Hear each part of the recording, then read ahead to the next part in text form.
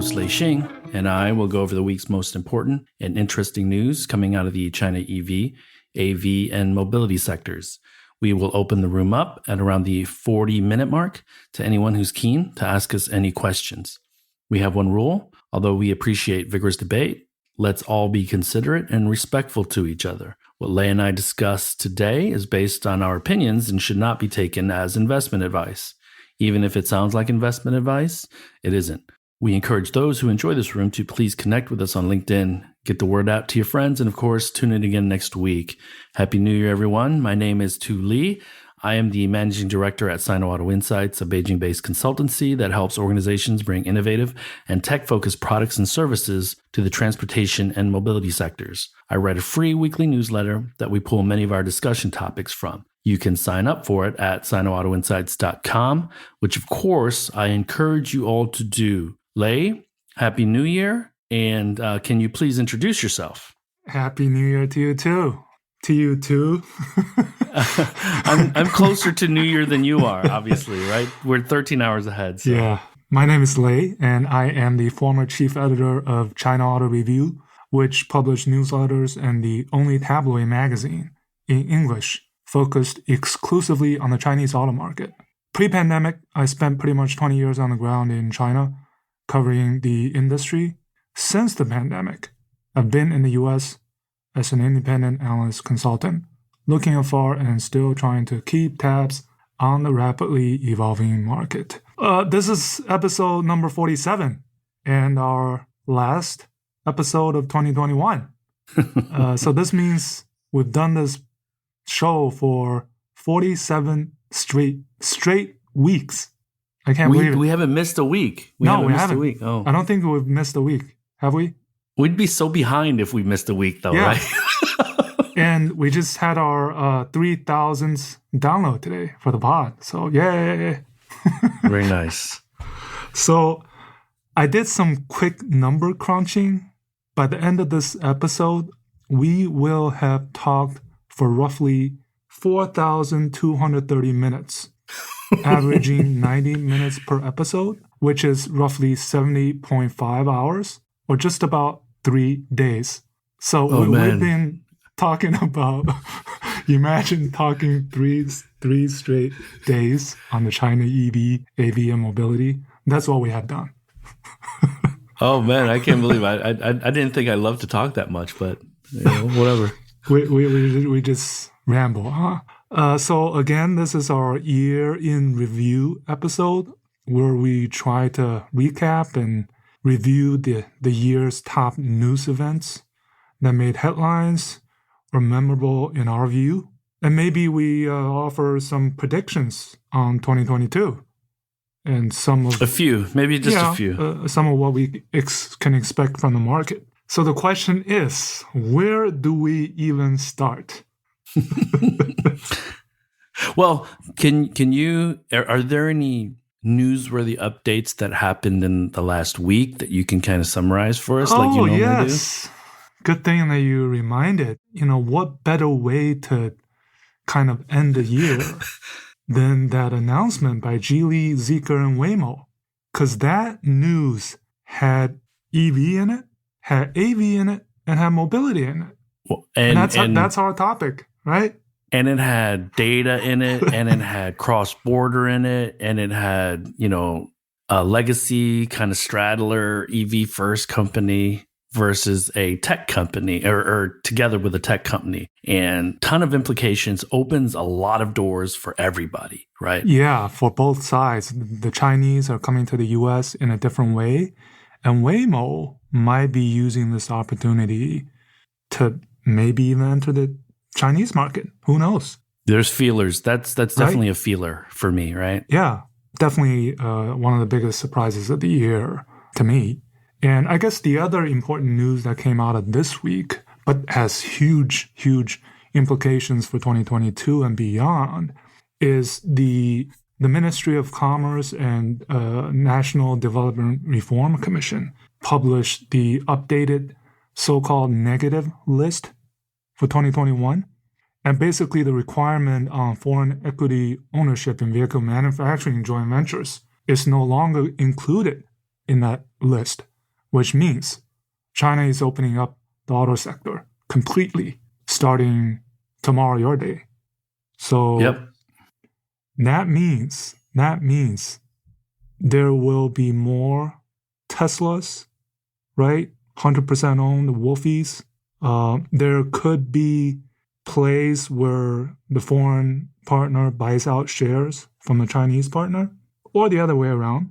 It's completely open and business thing rather than a policy thing. Because and for those that don't know what a Wolfie is, it's a wholly owned foreign entity. So Tesla came in here, was the first actually to take 100% ownership of the company in China. Previous to that, and I'm oversimplifying this by orders of magnitude, but previous to that, the Chinese government had required that any foreign entity that entered the automotive space needed to have a joint venture partner where the joint venture partner owned 51% of that JV. And so they also allowed foreign legacies to enter into two joint ventures. So Volkswagen has, for instance, SAIC and FAW as joint venture partners. That's originally anyways. And GM also has SAIC, and they have, who's their second one? I forget, but SAIC is their most important. Yeah, FAW. So, and then the third one being JAC, which Volkswagen controls right now. So that's right.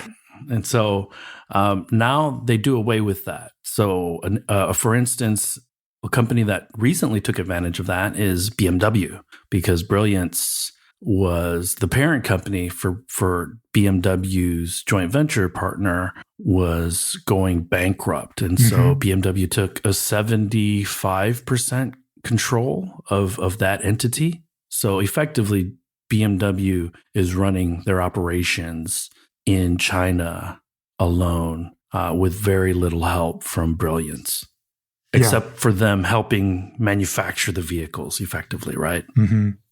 And this, back in the days, there's this term called the market for technology, 市场换技术, which means we bring in the foreigners, we have this equity 50-50 requirement, but we have you in here, you help us, we set up joint ventures, and then that sort of, we give you the market for technology.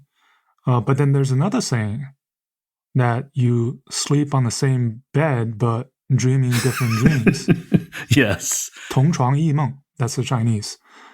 And now, looking back, we have to give credit to these JVs because more often than not, some of these newer startups, brands that are coming out, they have people working for them that probably worked at these JVs. And, management-wise, technology-wise, they contribute. But now it's really open. And just like in Detroit, it's very incestuous. So I've worked for GM and Ford. So there's a lot of people in China, in Shanghai, and Beijing who have been on that merry-go-round, worked at Daimler, worked at Volkswagen, worked at GM, worked at Ford down in Shanghai. So it's actually very incestuous that way, similar to Detroit and Metro Detroit. So it's not unusual for executives, especially if they're from China, the ones that were sent over, their packages are too attractive for them to leave their companies. But the Chinese employees, it's not unusual for them to be working at multiple companies over their career. And the 50-50, it was never exactly 50-50, right? It's only on paper. And an opposite example would be what happened to Denza, right? This was also in the news last week that the BYD and Daimler, they first injected further capital into the joint venture, and then Daimler let out 40% to BYD. So now it's a BYD 90% owned joint venture, where 10% left is from Daimler. So that's Daimler gave up. Yeah, Daimler gave up on it. Yeah, you can say that, but they still have a 10% share. But this is exactly the opposite of BMW and Brilliance. So what you're going to see, we're going to make one prediction here for 2022, is the JVs where the Chinese partners are strong will probably continue as is, and the JVs where the foreign partner are strong, you can look forward to the foreign partner increasing the stake in the JV. And I can give you example, Stellantis. It looks like they're going to increase their stake in GAC-FCA to probably around 70%. They'll have an official announcement, soon, I think. And Beijing-Benz too is one of the other ones that we talked about it 2 episodes ago. I think that could be, And I'm gonna throw this out there, and again, correct me if I'm wrong, because you understand the history of this a lot better and deeper than I do. But the Volkswagen and GM joint ventures with SAIC at least have proved very fruitful for Volkswagen and GM. Volkswagen, it's 50% of the profits come from China. So, the legacies, although they begrudgingly created these joint ventures, the ones in the leadership positions have taken full advantage and have been able to really, really profit from them. And unfortunately, it's the foreign automakers that came really late to the China market had the less desirable joint venture partner. So Brilliance, despite one example BMW's would be Renault. So Renault Brilliance, I think, is filing for bankruptcy. Mm-hmm. Brilliance is in a lot of trouble. Yeah. So, and another one that, and you've heard this too, so it's no secret, is the Ford Chang'an joint venture. Chang'an and Ford have had challenges with that relationship, but it's still going on because Ford is relying on Chang'an to build the Mustang Mach-E and to share on engineering costs for the China market. So, yeah. And here's another possibility of what could happen in 2022 and beyond with this new negative list, with this new opening up, is the foreign OEMs could even perceivably buy into a Chinese smart EV startup. Could that be possible? I think they're already having conversations. Mm-hmm. Like, you know that. Right. Everybody's talking to everybody right now. Hypothetically, Volkswagen invests in NIO. Things like that. The intrigue. Intrigue. Because everything's open, right? There's no. Think of it this way: the quieter China smart EV companies, the Leap Motors, the WMs, right? They could really be looking for capital injection. They could look for management expertise. They could look for retail or dealership from the standpoint of footprint. And so that could really jumpstart their ability to sell more vehicles without the necessary increase in employees and capital that's needed to do that NIO and XPeng have been able to successfully do on their own, obviously with the help of their local governments mm-hmm. that are located where they're located. But there are these mid-tier there's these mid-tier smart EV companies that could use a little boost, right? So if I am the CEO of Leap Motor, I am having those conversations with the legacies to see what they have to offer, right? Mm-hmm. You have to. Yeah. And let's go back to 2021. Maybe, I was flipping through my WeChat moments where, when things happen, I just, I tweet out a moment, and I looked at January 2021. And afterwards, I stopped flipping through it because it was already too much. Look at. By the way, Geely chairman Li Shufu, he just sent out a New Year's message today. So back in January, Geely teamed up with Faraday Future, Foxconn, and set up that Jidu joint venture with Baidu. That all happened in January, and then we had GM and Kia announced their new corporate logos. The rumor that Apple was working with Hyundai. NIO Day 2020 happened in January, where the ET7 was launched. The BMW iX3 reduced prices of the were by 70,000 RMB. The Mustang Mach-E China production was announced in January. I think that was a big move. And GM announced their aspiration to end sales of ICEs by 2035. Right. And Stellantis was officially formed on January 16th. Audi FAW NEV joint venture. This goes back to our just conversation right now, where Audi has a 60% shareholding, right? Just some of the, WeRide got their 310 million financing, B2, B3 round financing. So we beforehand, we talked about how we approach this year in review, and we came up with a lot of S words. So I'll start out with one, shift. This year was definitely the tectonic shift from ICEs to NEVs, right? As evidenced by the market. We've beaten it to death. 3.5 million, 2.5x growth, 20% penetration already in November. So the tipping point has already gone past, I think. For China, without question. For China, without question. Shift. And shift not only in terms of ICEs to NEVs, but strategy, right? How many traditional OEMs announced their battery day, EV day, software day? Software is another S word, by the way. Yes. Renault announced their Renaulution strategy in January. So remember that? January is a lifetime ago, right? Yeah. Like we have a hard time. I have a hard time keeping up with what happened in November. One of the other last week. Heck, with November. Geez.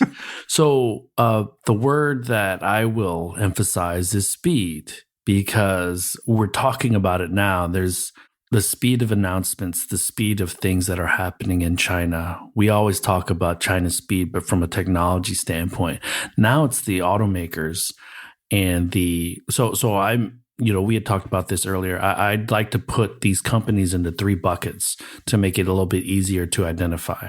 The traditional legacies, the EV first companies. So legacies are pretty simple to define. And for now, I'm going to put Geely in the legacy bucket. The EV first companies are going to be the Teslas, the Neos, the Xpungs, WMs. Yeah.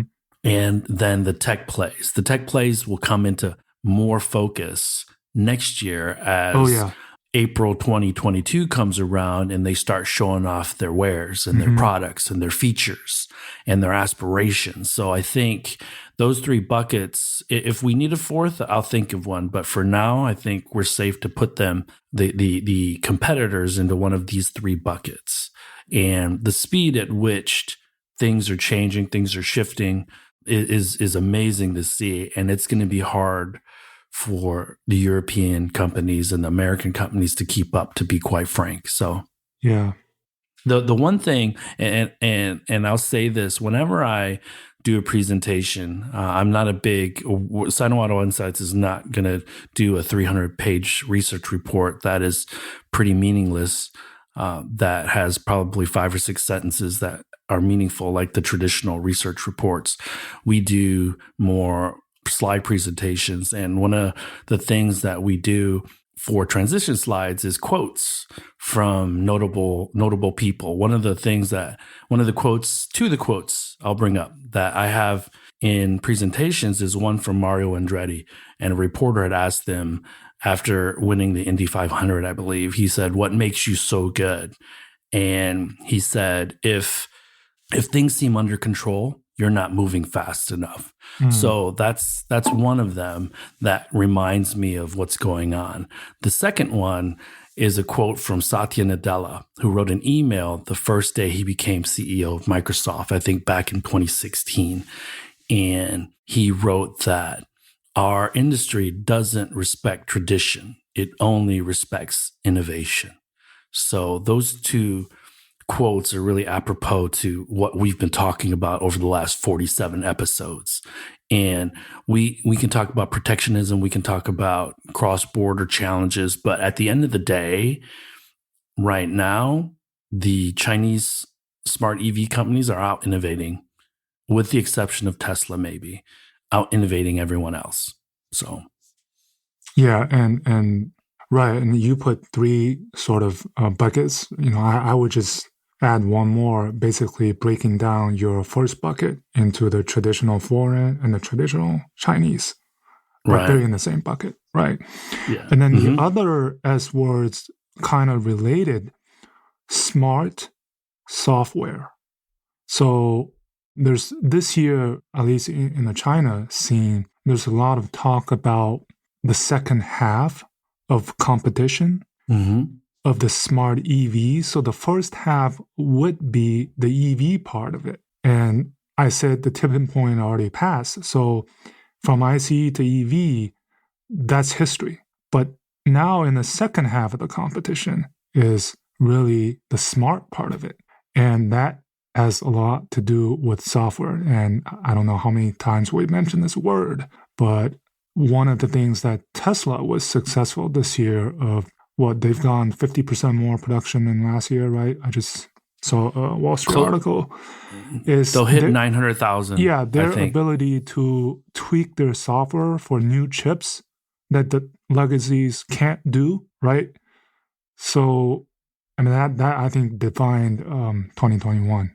Yeah, and I'm going to take this a step further, Lei, because we talk about software, and software is going to be the most important thing. At Sino Auto Insights, one of our tenets is all companies will become software companies. And I'm going to take this a step further because an EV, a smart EV or an autonomous vehicle, it's the most complicated hardware and software integration project on Earth. So being able to not only, and you alluded to that, right, with Tesla being able to just flash new software to integrate a new chip, and it's pretty easy for them. Whereas for a legacy, it might be extremely complicated and convoluted. And so hardware software integration is going to be the key. And where the tech companies, you might think, well, Xiaomi, they're really good at doing that. Well, you know what? They're good at doing it for a mobile phone. They're good at doing it for a purifier, a water filter. But the entire challenge of integrating all the different systems in a electric vehicle is going to be orders of magnitude more challenging for them than they've ever had to endure in any project internally. So, yeah, the most recent example would be Stellantis, which had their software day, right? Mm-hmm. Trying to catch up and working actually with third parties. Some people are doing it themselves. Some people are depending on others. And then on the flip side of it, not the technical side, but the sales and service, I think also defined this year in terms of when we asked the question, why China, why was there such a fervor in terms of the sales of NEVs? Why did it grow so much this year? I think sales, service, new models played a big part of it. And service not only meaning the traditional sense of servicing your customers, but if you look at the community aspect of it, of putting the customer as part of your company almost, that the voice of the customer plays a role in what your company does.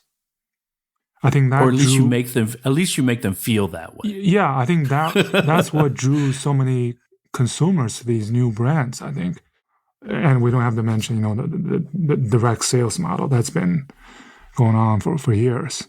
But the legacies are kind of struggling, another S word, to catch up and to emulate and to follow. And we have to remember that when we go abroad to Europe and the United States, the dealer model is really embedded, the franchise model and the dealer model. And so there could be a lot of friction when it comes to the direct-to-consumer model that these EV first companies want to implement, following in the footsteps of Tesla. So that needs to be resolved so that the sales of EVs to consumers in Europe and the United States is more frictionless. Because the more friction, the slower the process and the slower the adoption. Okay. So it took a loophole for folks in Michigan to be able to get a Tesla vehicle delivered into Michigan, because there are franchise laws that state that you have to buy a vehicle through a dealership in order to get it delivered to you, which is absolutely just mind-boggling to me. So, and during the current shortage, another S word, of whatever components, right?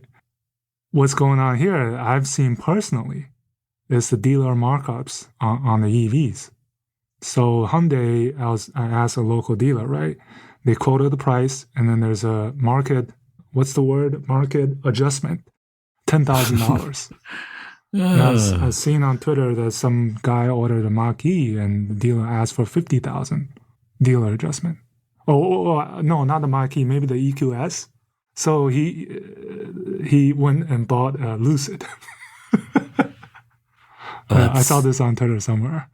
Yeah, so everything is just, and oh, right. Speaking of shortage, now we saw this phenomenon of delivering a unfinished product, missing a radar here and there, missing a camera there, here and there, but the customers are willing to take them.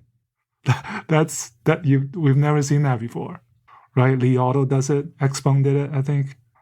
So this is really weird, because they've made these decisions based on the finances and the customer engagement, and because the market is so hot, they don't want to lose the sale to a competitor, right? So there's a lot that goes into these decisions, but ultimately it reduces customer engagement and customer satisfaction. But it could turn into an opportunity if they manage that process really well. Most companies, after they've delivered the vehicle, their after sales service is lacking, right? Because they rely on the dealer to be their touch point to the customer.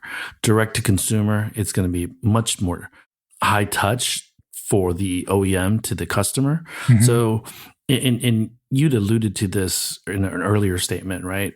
We can create a blanket statement of customer engagement pre-sales and customer engagement post-sales.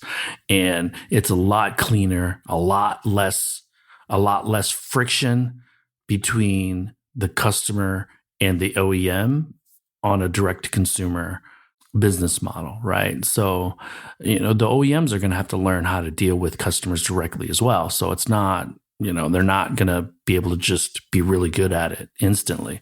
So now, everybody has their own app, or in China, in some instances, mini programs.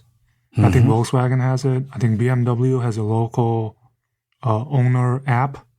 Right? These are all started out by the Neos, right? So that's another part of the follower.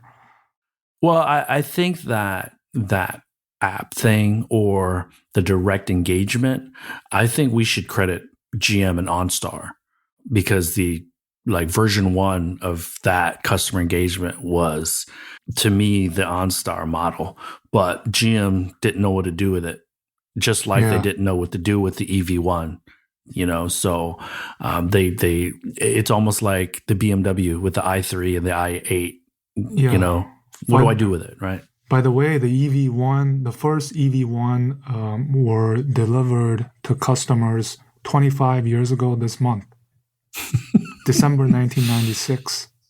I think I was for those who did not see, a freshman in college or something. Yeah, for those who did not see Who Killed the Electric Car, you should watch that documentary. There's 2 of them. Yeah, there's a follow-on. I haven't seen the follow-on. I saw the original. Yeah. But so, for lack of because we're jumping around a little bit, why don't I just start out with, because complimenting you, I looked through the newsletters for the last year, and I got to 30 points that I wanted to bring up.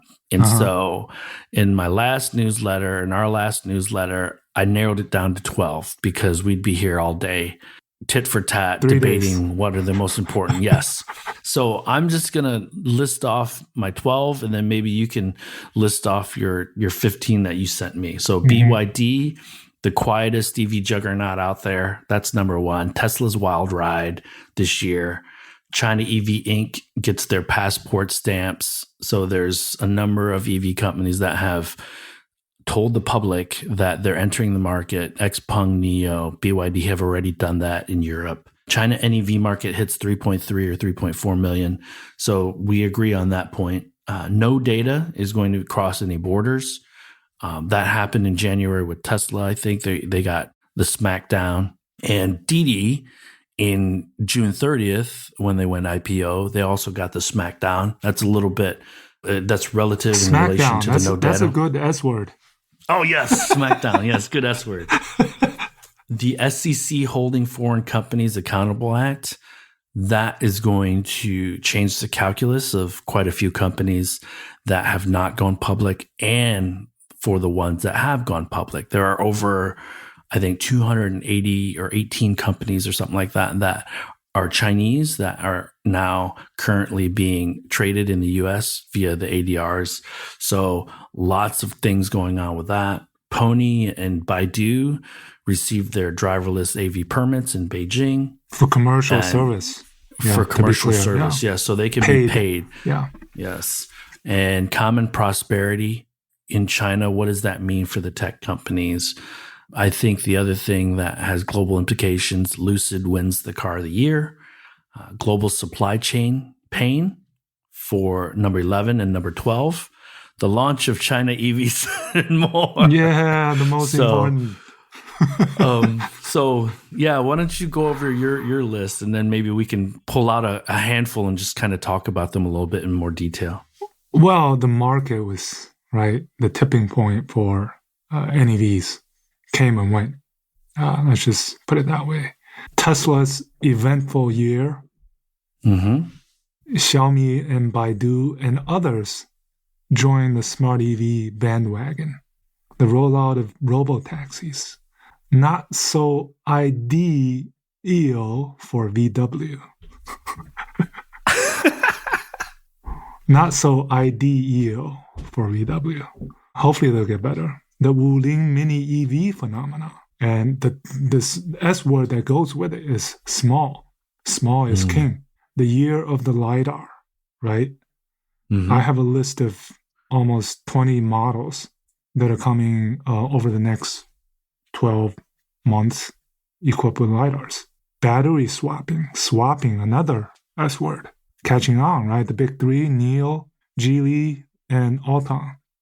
We talk about those. Growing pains for the three U.S. listed smart EV startups. The U.S. and European, the rest of the world play catch up, right? The chip crisis not created equal. Evergrande goes from buy to sell. And just new brands continue to emerge. Avatar, Ito, Salon, Neutron, many more. Right? BYD's yet to be named premium brand. Right. So, I mean, right? Yeah. What else have we missed? I'm sure our listeners can tell us what we've missed. Yeah. But I'm sure we've missed quite a lot, but it's difficult. But another word that came to mind for me personally, sad, meaning some of the companies that went out. So at the beginning of the year, Byton, remember they had that deal with Foxconn. Yeah. But it looks like they're done. They're finished.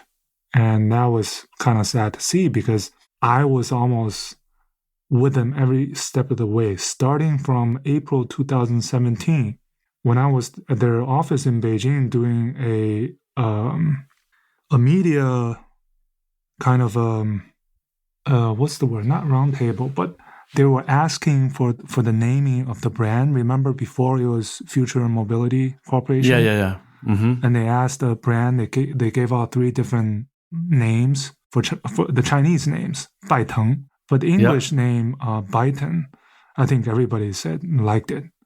And I was there at their brand launch. I was at CES, interviewed, Carsten and Daniel quite a few times. And now to see this go under is kind of sad. But there are many more like that.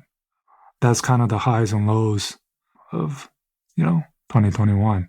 Yeah, I went to a conference in Northern California and Bay Area, and Karsten was one of the keynote fireside chats, and they had a Byton mule sitting outside. It was at the Was it the Ambite? Yeah. Mm-hmm. It was at the Rosewood, and they let people like touch it and feel it and sit inside. And well, did they let us sit inside? I think so, but I was looking at it, and it's those prototypes, they still have glue on them and stuff like that. So I was really surprised that it was a rough version of the vehicle, and those spokespeople that were standing next to it that were supposed to answer questions, they weren't very good. And so I'm not saying that was kind of an indication to me, but it was like they were in a hurry to make all these things happen. And Karsten was definitely out in front trying to create buzz, which is his job. But yeah, Byton is a bit disappointing because in the 2019, they were in the front, right? Yeah. In the forefront. They're more so than NIO, I think, right? Yeah. And and now Karsten is facing that same dilemma that you announced a production date and you have to meet that target. That didn't happen at Byton. Will it happen at Faraday Future, right? The jury is still out. Well, he got farther with Faraday because they're publicly traded. Yeah. Well, whether or not they get to that production date, it's still a hurdle in front of them. So it's a matter of survival, on the S word. and all about survival. The crazy thing, even for NIO, Xpeng, the auto, it's still about survival. They're still not out of the woods. Okay. So, I see if anything, the increased capacity, the sales trickle to foreign markets is going to weigh heavily on management and how well they're able to manage their costs, while also I'm throwing out this other acronym, and we talked about this, the triple B's, build brand better, or build brand belief. That's what the China EV Inc. is going to have to do in Europe. The triple B's, build brand belief. That'll take, you and I know, that'll take 2-3 years. They've already hired foreign spokespeople, comms people for the international markets. We know quite a few of them ourselves. And so how they manage that, which markets they enter. NIO's already given us a blanket, 25 countries by 2025. Okay, that's great. Now, where do they allocate supply? Where do they really focus their international team on? Those are going to be huge decisions that need to be made. And, obviously Germany being the premier market in Europe is also going to be the toughest market for them to enter. So, yeah, 2021, I think, was definitely the year of these China EV Inc. stepping out onto the international stage. And 2022 will be a continuation of that path, right? They'll be more scrutinized. They'll enter more markets, mostly in Europe for now. So I think it's not only it's the MGs, we haven't talked about this. The BYDs, the Great Walls, right? And the amazing thing, Lei, that we haven't really talked about is because we haven't needed to, is that I feel that the reception that they're getting from foreign press in local press in Europe is actually pretty positive. It's mostly positive. And so in a different world, maybe that press isn't as friendly to them. Now, it could also mean that the vehicles haven't really gained a lot of traction from a sales volume standpoint, and reality needs to catch up to perception. But they've been able to really, really keep themselves clean from that standpoint, right? I'm really impressed that there's no like huge controversy yet with China. And we're talking 10, 12 brands have already announced European entry, right? So it's not like one or two where it's not like going to get super crowded really fast. It's going to get super crowded really fast. And they're going to get bombarded. Europeans are going to get bombarded 3 or 4 years from now. Americans are going to get bombarded by China EV Inc. So let's see how that sentiment evolves, either by brand or for all of China EV Inc., right? Yeah. In 2022. And I think part of it is when you talk about the European market, I guess the supply and availability of choices are not there yet. So this is kind of like a window of opportunity for the Chinese brands. And that's why the 2021 was actually a year of not only NEVs in China, but the number of NEVs exported out of China. Again, Tesla, right, is a classic example. It's the supply and the demand, and China can provide it.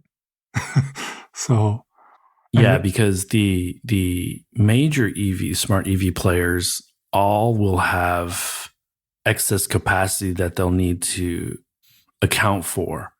So, and these new startups, they don't have the disadvantage back in the days when, for example, Landwind, right? You remember Landwind, which got did they get the 0 score from ADAC?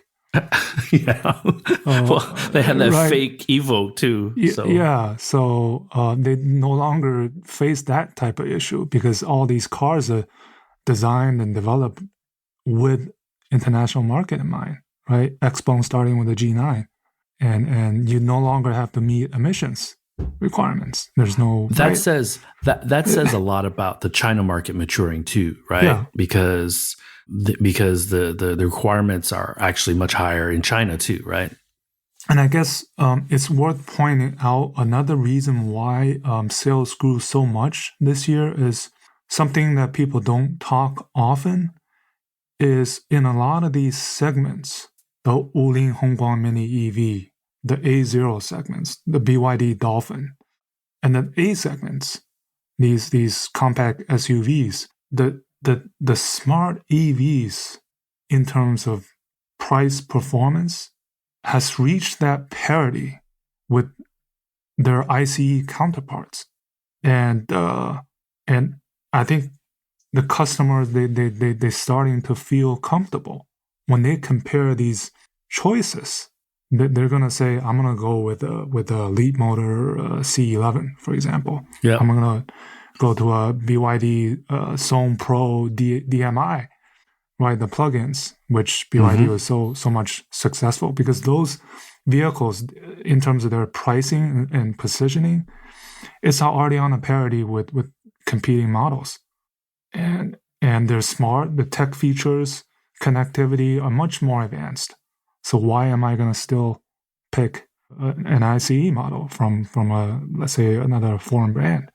That's a huge part of the reason why this. And we should tie this all back to one of the original reasons the Chinese government required a JV back in the day, because they thought that their domestic players would be able to learn from the foreign automakers how to build, a powertrain or an ICE vehicle better. And you're absolutely right, they did. But, the progress from the foreign automakers also increased significantly. So they were never able to catch up. And I think the Chinese government always hoped that the domestic players would learn and be able to catch up.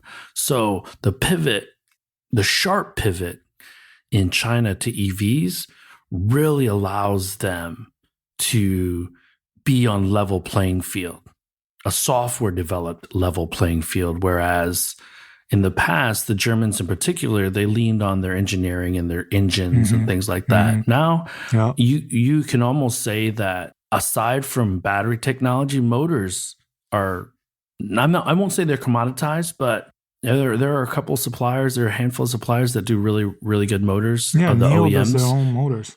Motors, so that wouldn't have been possible in a petrol engine vehicle. NIO to play catch up with a BMW or a Volkswagen or a Daimler, right? Yeah, so and we still got to remember this wasn't a overnight success that a light was switched on. This was 10 years in the making. 12 years, 2009, right? Yeah, 12 years in the making. With a little help from Tesla in 2014. In 2014? 2014, yeah, was the first 7 owners. Li Xiang being one of them. Hey, you know what? That planted that seed, though, right? Yeah. He was a man with the means, and he had a dream, and that dream is now Li Auto, right? He thought about starting a car company in 2012. So, while he was still at Bit Auto. Mm-hmm. So let's keep talking, Lei, but it is 10:53 where I am. Already? We've already talked about 50 minutes? Jeez. We will open the room up for any questions or comments. If we missed anything that you feel is an important global... We will always have missed things because we can never be comprehensive. We'd need our copious notes to figure all that stuff out. But if anyone has any comments or questions, Lei and I laid out our 12 and 15 that we thought were the most impactful. So, So also, I guess one thing that came to mind was our first Max episode guest, Henrik Fisker. He had some rather interesting takes on AVs and solid-state batteries. And I guess he was correct. He said another generation away. And if you look at Nissan's announcements, right, 2028, that he was correct. But a few years earlier, he was so much for it. And now he's like, not so much for it. Kind of the reality set in. So that was interesting. And we plan on leaning into some of these Max episodes starting in 2022. So please look forward to some interesting Max episodes in the near future, hopefully. Yep. And, one other thing that I think is worth throwing out there is your term for these companies that straddle US and China, these Chinafornia companies. One of them, Pony, just got into an accident in California with their driverless autonomous vehicle pilot in Fremont. Got into an accident, hit a sign. And so I think those will also be spotlighted in 2022. So Chinafornia, there is AutoX. Go ahead.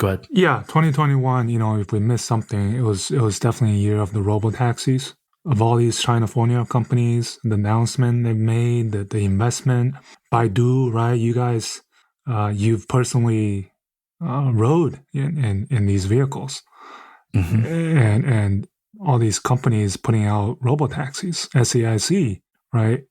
Momenta, these companies that will come up, these Chinese homegrown ADAS or AV players are moving fast. How more? We talked about it last episode. Deep route, yeah. And there's many more. Qcraft, right? So AutoBrain. Have you heard of AutoBrain? Yes, I have, but right? I don't know anything about them. I need to know about them. The LiDAR players, right? I said it was the year of the LiDAR, the RoboSense, Hesai, Innofusion. They're planning 100,000 capacity next year to support NIO. So, right? And NGP, NOA, NOH, NOP, whatever. These are all the differentiators and that are helping to sell. And how will Europe react to ADAS? Where's the data going? How's it managed? The security, So 2022 is going to really, really shine a spotlight on this cross-border or these China EV Inc. going outside of or moving outside of China? Well, we talked about this last episode. So CATL is kind of the king of the hill, right, in the battery space, but they're being challenged because of these demand that are coming up, because they are placing these kind of terms on their customers that may not all the customers would like it that way. So you're going to see these second, third tier players. They're not being a very good partner, basically. They're putting onerous terms on their clients. Yeah, even Xpeng, Neo, they will be looking at suppliers like BYD. BYD is, still up there. One of the, top three maybe? Mm-hmm. BYD, and then Goshen, CALB, Eve Energy, and there's quite a few others. So it's definitely not a winner-take-all or one or two that will dominate the market. It is now, maybe a little bit, but I think go ahead. So I think it depends on the specific supplier, because Daimler, I'll give you an example. Daimler had invested $400 million US, I want to say, or 400 million euro, one of the two, into a company called Ferasis. And Ferasis, up until now, has not been able to scale, make the investments they needed into Europe to increase capacity there. So Daimler has also created a relationship with CATL. So there's a lot of CYAs going on. And so CATL, January through November, owned 31% of all shipments globally for battery cell manufacturing. And the other large players are Samsung, LG, Panasonic, and Goshen, to what Lei had mentioned, and CALB. But these guys are in the single digits from a percentage standpoint of market share. So they need to make sure that if we're building, 10 gigawatts a year, then you can manage quality. So once we get into the 30s and the 40s, this is where Tesla, Panasonic, LG have a lot more experience than these other players, and CATL has a lot more experience. But, because quality is not going to, the complexity of manufacturing a high quality and reliable product when manufacturing scales 2-3x becomes much more challenging. Okay. And so not only that, but then that fail rate, if you multiply that out by the number of products out on the road, that failure rate could increase warranty costs substantially, right? So that's also one of the challenges that these smaller players have. It's getting the capital to increase capacity. Once they increase capacity, they get into manufacturing hell.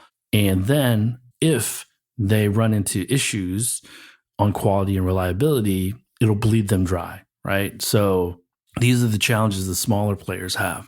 But these OEMs, these EV first companies are willing to take certain risks on these smaller players in order to deleverage and not allow CATL to really hold anything over their heads. Right.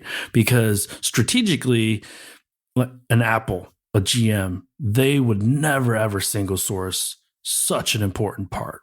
It creates way too much leverage on the supplier side, right? So they're also looking at second and third options for battery cell manufacturing. And then once we get into Neo actually building in Europe, Neo actually building in Canada or the United States, then these Chinese manufacturers generally become less attractive, because if they're importing into Europe, Canada, or the United States, that creates political issues, right? But if they say, like a Ford with the Mach-E, right?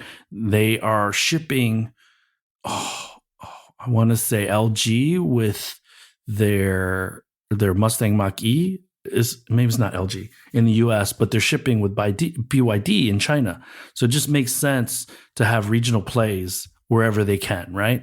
And so, long answer to your short question. Hopefully that makes a little more sense. So next year, Lei and I predict that batteries will actually be a huge potential bottleneck if China gets to the 5 million unit forecast, because they're going to be driving global demand, and it's going to be fed to them hand to mouth, because at 5 million units, most of that capacity is coming here. Okay. And so, but if you look at, there was an announcement, I think 3 weeks ago, that CATL is building a 120 gigawatt hour factory, or two factories that equal 120 gigawatts in Fuding City, which is, I want to say, an hour from their global headquarters in Ningda. So capacity is going to come online. Northvolt is also building capacity in Europe, and LG and SK are building capacity in Tennessee and Kentucky. So that's coming online, but that'll take 12, 18 months before the first or job one comes off of that line, right? So I think in the short term, there could be some constraints, but in the long term, I think it'll play out as long as the capital's there and demand is kind of predictable, right? Yeah, maybe if I can add a little bit to the constraint question. Maybe there's two parts to tackle this. One is when you talk about CATL, which is basically supplying everybody, right? Then for CATL, I would be prioritizing one customer over the other, which would lead to some of these dynamics of one customer saying, okay, I might have to find another supplier. And two is when you go further upstream is maybe where the constraints are coming from. The way, right, whether it's the prices going up, lithium or cobalt, the raw materials, right?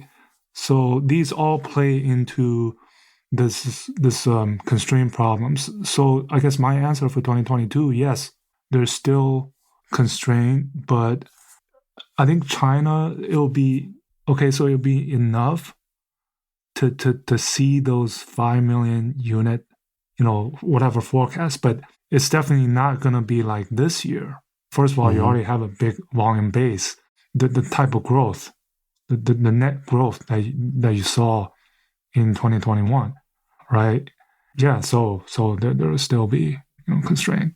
And the other thing, just because there's enough capacity to fulfill the demand, that the supply might be lumpy. So it might not be, I order 10, I get 10. I order 5, I get 5. It could be, I order 10, and then the next week I order 5, and I don't get that 10, but I get 15 that second week. So that's also, so we have an equilibrium with supply and demand, but how it's shipped could create those production issues and manufacturing issues, right? So that's where CATL has to really balance out who are their most important clients.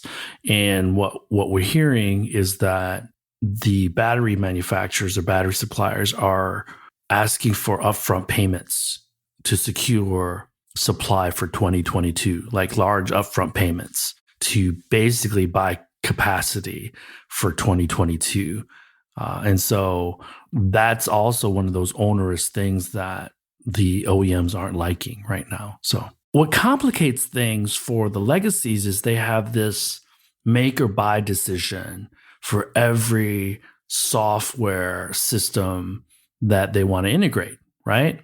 And we can't just, if we're looking at, I'll just say the easiest thing to think about is Oracle, right? Or an SAP. If we add a module, an Oracle module, we need to make sure that's fully integrated into all the other systems and it's bug free up and down that entire system, or it could create issues, right? And so, with the OEMs, they can't just bolt on another system and plug and play and it works, right? And so to your point, the EV first companies where most of their employees are software developers and software engineers, they're gonna lead that by leaps and bounds, because there's two constraints. It's for the legacies. It's the know-how, and then it's the availability of software engineers, right? So the make or buy decision is sometimes forced, not because they don't want to be able to build it themselves. It's because there's not enough software engineers for them to hire in the period of time they need in order to be competitive with the rest of the players. And so the legacies are at a complete disadvantage when it comes to the software development. Tesla obviously is one of the leaders because they do most of the software development themselves, design, UX, bug fixing in-house. But the Chinese smart EV players are going to be, generally speaking, much better than the European and the Americans. Because if we think about EV startups, outside of China, I can only think of a handful, right? Rivian, Lucid. Well, I think NIO and XPeng stand out because they come from the technology space. William Li and He Xiaopeng come from the high-tech space and the software space. So I think those two guys are for sure software first. William Li was smart enough to hire a design team in Europe. And I think that's why some of his vehicles look really sharp physically, right, from a design standpoint. But those two stand out for sure. Li Xiang, I think he emphasizes software a little bit less, but Lei could probably answer that a little bit better than I could. Yeah, I'd probably pick the same brands that you just mentioned, but I would probably even put BYD up there. Okay, they're pretty integrated. And some of these upcoming new smart EV startups, they will be huge on software. The Jidu's, Xiaomi's. And then and then there's the other ones, the legacies, Volkswagen being the one big example, which is all in on their own OS and Cariad? Yeah, Cariad, yeah. But I question this whole, we're going to create a software organization and snap our fingers and we're going to get really good at it. I just think that you have to understand your weaknesses. My molds tell me that Apple is has pivoted again and are focusing more on software. So if that's the case, then they could quickly put together some partnerships, and they've already been developing a product, right? Yeah, 2022 might be the year. Yes. That's why it's super risky, right? Because they want complete control. So full disclosure, I'm an Apple alumni from a long time ago. Lived in Silicon Valley for like 7 years, so I still have some contacts there. And you're absolutely right. The closed system is a friend of theirs, right? That's how they win. But the amount of if you think about it from the standpoint of Dyson, James Dyson, right? He spent almost $500 million or $500 million in building a car. And he was like, we can't do it the way we want, right? Apple is taking that a step further and saying, okay, we're willing to give up some of this control because we believe the software is going to be the overall tool that creates the best engagement, regardless of which hardware partner we select, right? And we're talking about, and I mentioned this earlier, the most complicated hardware software integration project ever, right? So, and that's a huge risk for them, but they know that. So I've joked around with my friends in Silicon Valley that this is the first time that I've seen Apple kind of flail for the last 2 or 3 years, right? Because they had hired guys, fired guys, hired guys, shifted this, shifted that, normally but I think that's a little bit of Tim saying this is the mother of the most complicated things. And, they're the largest company in the world. So it's not like they lack ambition, right? But, I think this could really tarnish their brand if they put a piece of junk on the road.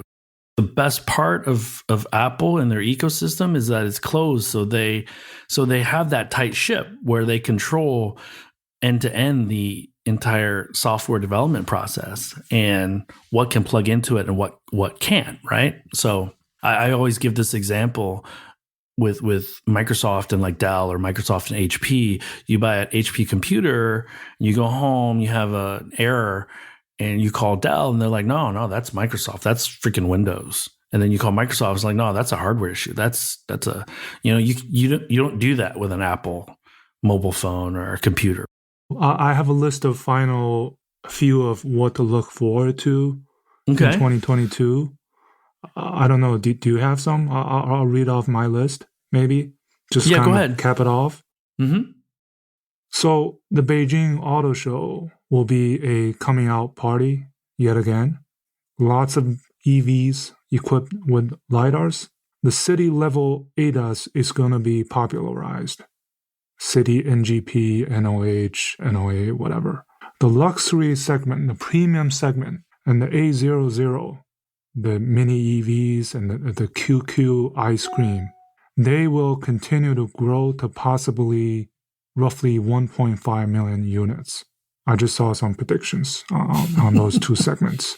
The battery front, right, there will be a jostle for new relationships, and you're going to see more strategic tie-ups.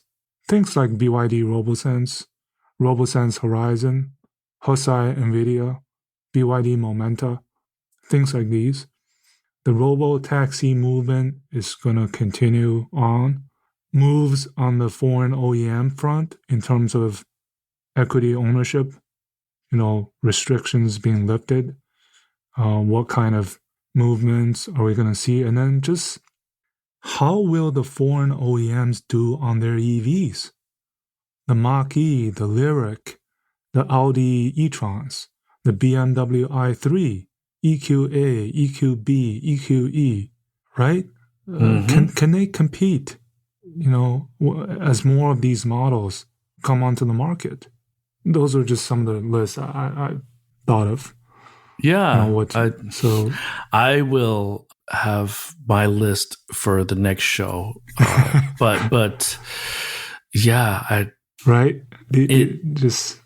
I will say one thing, that the Beijing Auto Show is going to be absolutely bananas because there's going to be a ton of anticipation.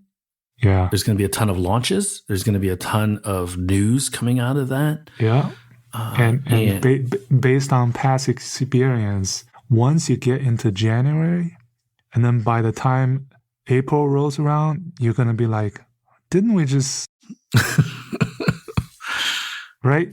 Yeah. Time just flies. It's just, yeah. The other thing about 2022 is that Chinese New Year is early relative to, I think, the last couple of years, right? So it's the last week in January, where in the past it used to be in February. So I think it's going to be February 1st. I think is the first day of Chinese New Year. Yeah. And so I think that'll allow the creation of much more momentum, positive momentum going into 2022. And Year of the Tiger. Yes. I don't think we're done seeing new brands.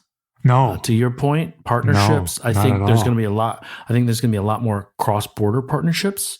And I think Volkswagen will look themselves in the mirror, Volkswagen Group anyways, and realize that they do have some shortcomings that Cariad and Artemis can't make up for. Mm-hmm. So to your point, they will look to partner with or make investments in companies that could shore up some of their now very apparent weaknesses.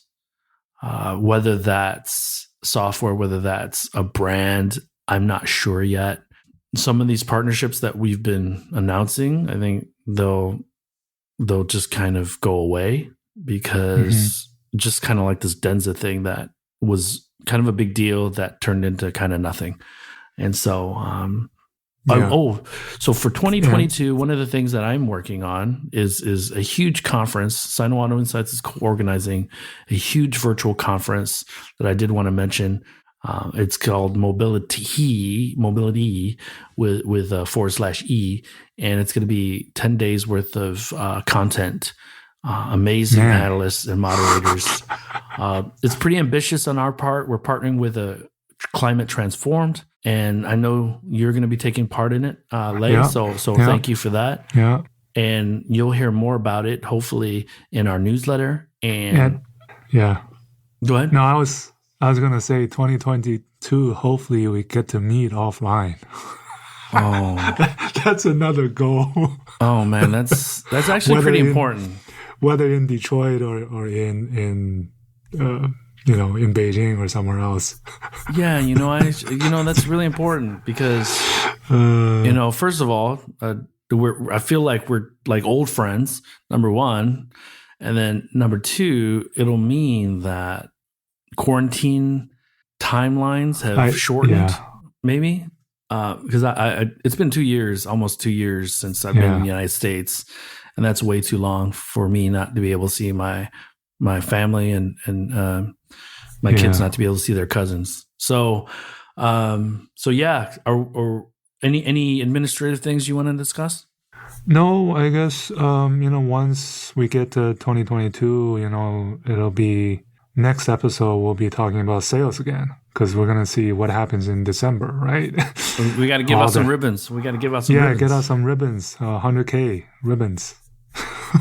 And so let's do this. Let's end on this. First of all, there are a few particular people that I want to say thank you to, and I think you do too. Because they've supported us from the very beginning. Taylor, I don't know how you found out about us, but you and your team have been really loyal. There's a few other guys that I know that aren't able to, or a few folks. I won't say guys. I got to meet them first, then you too. Yeah. God. And so for the folks that followed us from Clubhouse to Twitter and then followed us to the podcast because we live broadcast at an inconvenient time, thank you for your loyalty. Please do reach out to us because we want to improve. We want to incorporate anything that you feel adds value to what we're doing. I think Leigh and I think you and I believe that we're doing a lot of good work creating awareness, understanding for these Chinese brands, but we also want to make sure that we do understand European market and US market. And so although we focus on China EVs, we have a global view on all this stuff. More part of it, right? We have an and more. So that means a lot of things. And so please let us know how we can improve, and we will, I'll just say it, we're going to have more guests next year and maybe do some really cool stuff during the course of the year as Leigh and I think of them. Because some of them we haven't even thought about yet, right? So that's all I had to say. I guess that's it. We wrap it up for 2021. Happy New Year, everyone, to a very prosperous 2022, Year of the Tiger, and healthy, safe 2022 for everyone. So thanks for listening. Same from my side. That brings us to the end of this week's show. Leigh and I thank you for tuning in. My name is Tu Lee, and you can find me on Twitter at Sino Auto Insight. That's SinoAutoInsight. You can find Leigh on Twitter at LeiXing77. That's LEIXING77. If you wouldn't mind rating and or reviewing us on Apple Podcasts, Spotify, or wherever you grab your podcast from, we'd appreciate that as well. Even better, if you enjoy this show, please tell your friends about it. Please join us again next week as we track down all the latest news on China, EVs, and more.